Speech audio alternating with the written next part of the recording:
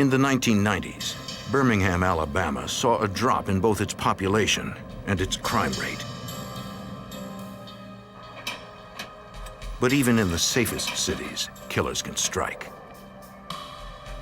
On May 18, 1996, a customer at a gas station discovered a body.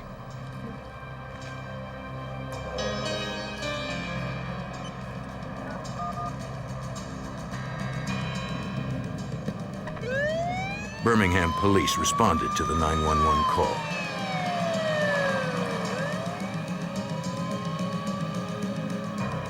Crime scene investigators determined the victim, the station cashier, had been shot to death.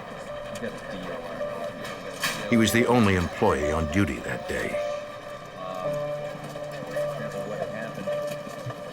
The customer hadn't seen what happened to him. A trail of blood led back into the store and behind the counter.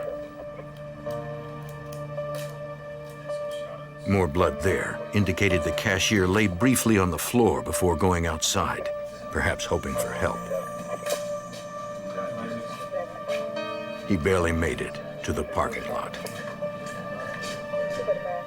Police first suspected a robbery shooting, but money was left on the counter,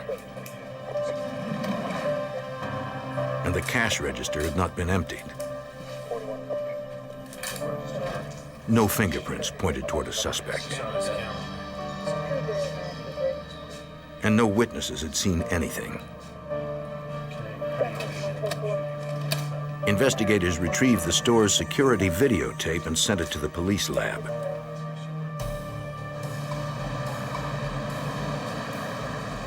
The tape had degraded because it had been reused many times in the recorder.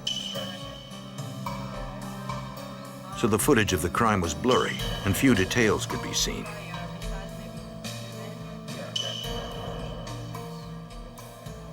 Police technicians tried to clean up the image electronically for detectives. The enhanced tape gave investigators a better look at the crime. It confirmed what the crime scene clues suggested.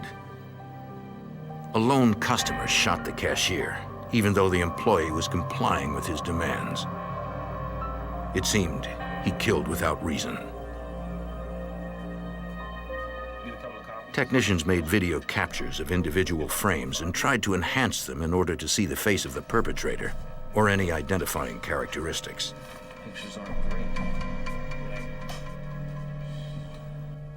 Birmingham police hoped to identify the suspect from the stills. Checking mugshots, they could not find a match. Detectives interviewed friends and relatives of the victim, trying to find some lead on the senseless murder.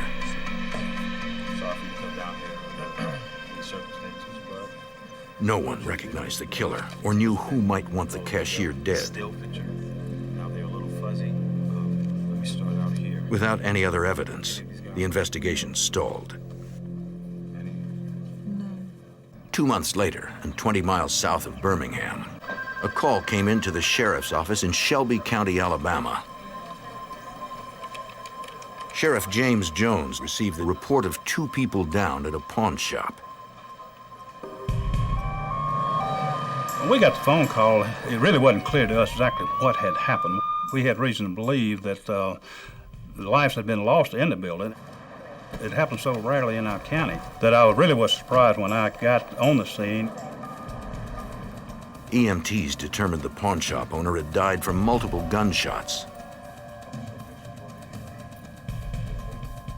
A female employee was in critical condition with a gunshot wound to her head. All other cars, when you're outside, make sure they... The sheriff ordered deputies to stop any suspicious vehicles in the area. We really didn't know what we were looking for at this point. But we was in hopes that our people would be sharp enough if they saw something that was out of place that they would be able to recognize that, stop that vehicle, and perhaps give us some leads from it. Stabilizing her as much as they could in the field, the paramedics prepared the woman for the helicopter ride to the hospital. Authorities determined more than $2,300 in cash and jewelry was missing. And the gun cases had been nearly emptied. Since the pawn shop had frequent customers, it wasn't difficult for crime scene technicians to lift hundreds of latent fingerprints. Connecting one of them to the crime might be impossible. The lead investigator was Shelby County Sergeant Michael DeHart. There was really a lot of evidence processing to be done, fingerprint dusting, so on, but we didn't find anything definitive as a result of that. The one thing that we did find that we did have were shell casings that were left at the scene. The murder weapon was a .380 automatic handgun.